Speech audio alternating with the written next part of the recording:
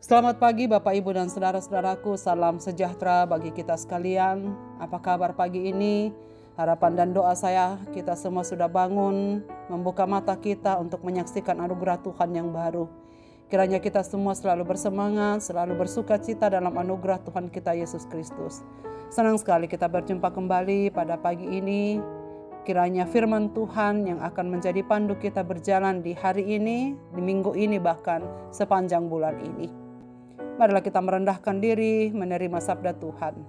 Dari Amsal pasal 6 ayat 20-25 dan 32-35. Firman Tuhan demikian. Hai anakku, peliharalah perintah ayahmu dan janganlah menyia-nyiakan ajaran ibumu.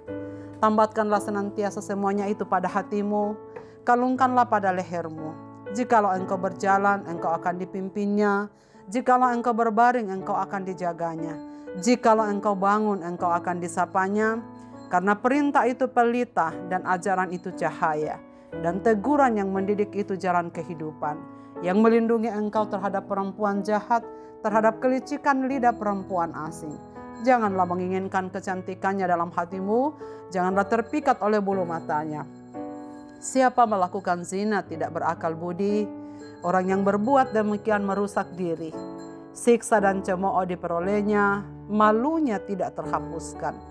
Karena cemburu adalah geram seorang laki-laki, ia tidak kenal belas kasihan pada hari pembalasan dendam. Ia tidak akan mau menerima tebusan suatu pun, dan ia akan tetap bersikeras betapa banyak pun pemberianmu. Malunya dan aib tak akan hilang. Saudara-saudaraku, pernahkah mengalami malu? Bagaimana rasanya? Dan apakah penyebabnya? Tentu banyak hal, saudara sekalian. Saya masih ingat peristiwa yang pernah terjadi dalam hidup saya pada tahun 2000 yang lalu. Peristiwa ini tak akan pernah bisa saya lupakan. Waktu masih tinggal di asrama STTRI Kemang 10 Jakarta Selatan. Di suatu hari Minggu pagi-pagi kami mahasiswa yang tinggal di asrama akan berangkat ke gereja dengan menggunakan mobil angkutan kampus. Seperti biasa, saya bangun lebih awal untuk mempersiapkan segala sesuatunya, termasuk mengecek kembali persiapan pelayanan, karena hari itu saya akan pimpin khotbah di tempat pelayanan sebelumnya di POK Harapan Kita, Karawaci, Tangerang. Saat memastikan sudah siap, saya beranjak ke kamar mandi. Namun sebelum mandi, saya mengingat dompet saya apakah sudah di dalam tas atau belum. Saya balik ke kamar dan ternyata ada. Namun saya lupa memasukkannya kembali ke dalam tas. Singkatnya, saya mandi, saya bersiap-siap dan saya bergabung dengan teman-teman di mobil. Lalu kami berjalan. Karena saya akan melanjutkan perjalanan ke tempat pelayanan, saya turun dari mobil dan teman-teman akan menuju ke Granada. Pada waktu itu ibadah kami di Granada. Dan saya menyambung bis ke arah Tangerang. Setelah tiba di tempat tujuan untuk turun, saya mencari dompet. Karena bis sudah berdiri di samping saya menunggu bayaran. Saya keluarkan isi tas. Saya tidak menemukan dompet. Yang ada hanya Alkitab, tisu, sisir, dan alat-alat makeup serta jas. Sambil gemetaran, saya malu luar biasa sebab orang-orang di sekitar saya, termasuk kernek itu semua melihat ke arah saya. Lalu saya menatap kernek itu dan berucap, "Mas, saya minta maaf. Dompet saya ketinggalan. Saya tidak membawa uang sedikit pun. Saya minta maaf ya mas." Kernek itu mengangguk lalu beranjak. Semua orang di sekeliling saya sekali-sekali menoleh ke saya. Entah apa yang dipikirannya. Saya sangat malu, saudara sekalian. Anehnya setelah saya turun, kernek itu memberi saya beberapa lembar ribuan. Akhirnya cukup untuk saya naik angkot ke tempat gereja tersebut dan persembahan saya ada. Malu saya yang luar biasa tadi berubah seketika. Takut itu hilang, berubah menjadi rasa syukur.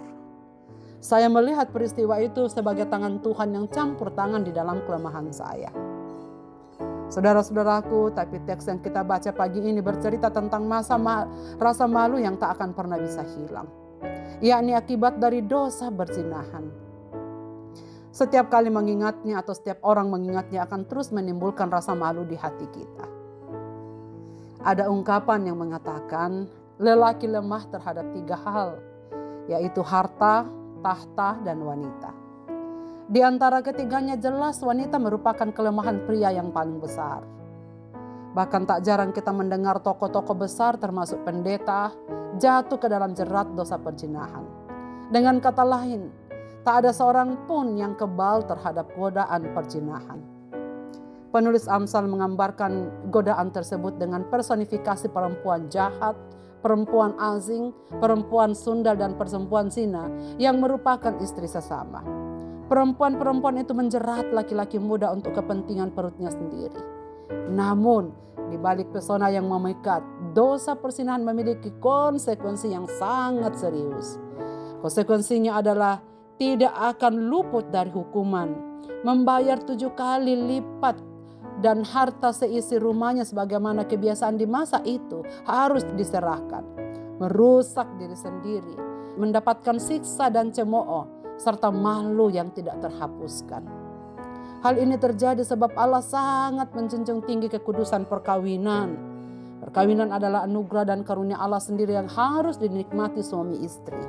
Allah ingin umatnya menjunjung tinggi perkawinan sebagaimana kehendaknya.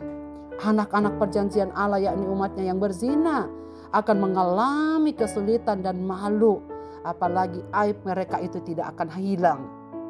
Allah memandang perzinahan merupakan dosa yang serius dan keji sekali di hadapannya.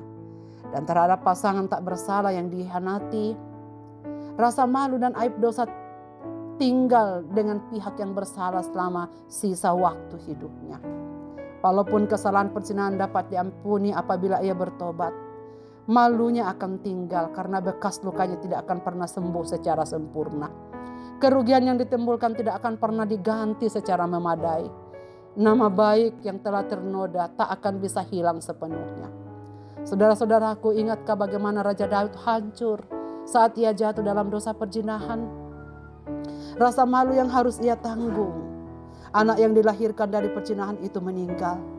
Dan rasa hancur itu mendorong ia menulis Mazmur ratapan dosanya dalam kitab Mazmur pasal 51. Karena dampak-dampak perzinahan meluas jauh dan amat hebat bagi semua yang terlibat, kita harus lari dari setiap pencobaan dan menjauhi semua hubungan yang bisa mengarah ke arah dosa ini. Kita harus berdoa agar dibebaskan dari pencobaan. Demikianlah nasihat Kristus. Dan dengan sungguh-sungguh mengingat kata-kata Alkitab ketika digoda. Sebab itu, siapa yang menyangka bahwa ia teguh berdiri, hati-hatilah supaya ia jangan jatuh. 1 Korintus pasal 10 ayat 12. Saudara sekalian, jangan anggap kita kuat. Jangan anggap kita akan selamanya bisa teguh berdiri. Kita semua rentan terhadap dosa apapun. Maka waspadalah dalam kerendahan hati di hadapan Tuhan. Kita harus belajar dari seorang tokoh Alkitab, yaitu Yusuf, yang melarikan diri dari godaan dosa perzinahan ketika dihadapkan pada istri Potifar. Saudara sekalian, mari kita belajar dari penulis Amsal dan Yusuf. Tak seorang pun kuat terhadap godaan zina.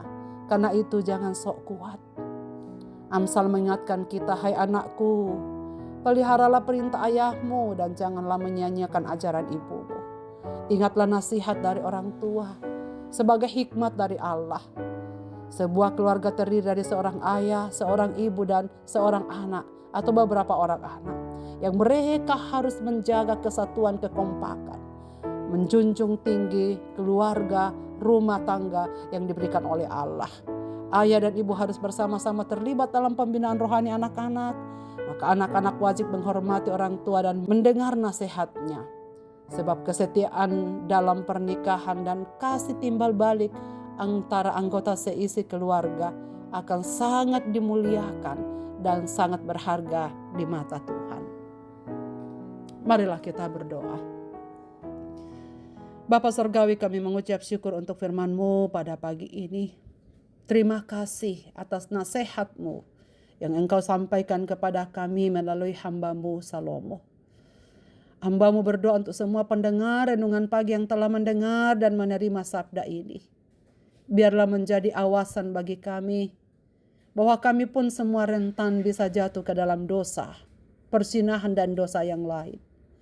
Berilah kami kesadaran untuk selalu merendahkan diri di hadapan Tuhan, untuk berjaga-jaga, menjauhkan diri dari pencobaan, agar kami tidak menanggung rasa malu yang tak terhilangkan.